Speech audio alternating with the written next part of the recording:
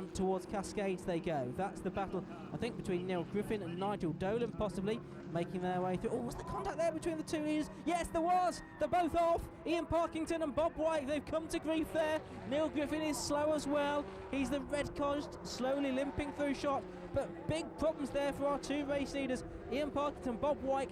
The marshal signalling that they'll need a lift for that car.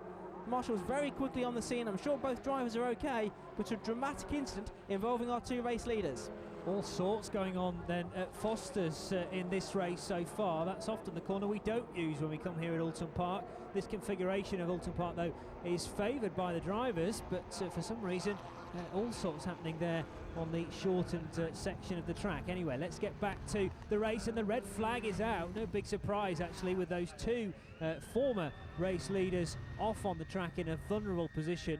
So the red flag comes out and the race will have to be restarted. Lots of debris to clear up as well down at that part of the circuit. And there you can see the recovery crews and the ambulance on scene, just making sure everyone's okay. So let's see if we can make sense of what happened. This is on the first lap, I think, on board with Phil Nelson, making his way around Foster's corner. Oh, some contact there further up. Who's that involved? That makes sense, actually. That looks to be Doug Crosby jumping over the back of Lee Hannam, and that's the reason why he was slow out of Foster's on that opening lap. And then more contact there. That's Stuart Sanders finding the back of Phil Nelson, so almost a mirror image of that earlier incident. There's Doug Crosby as well, losing it further round as they approach Clay Hill.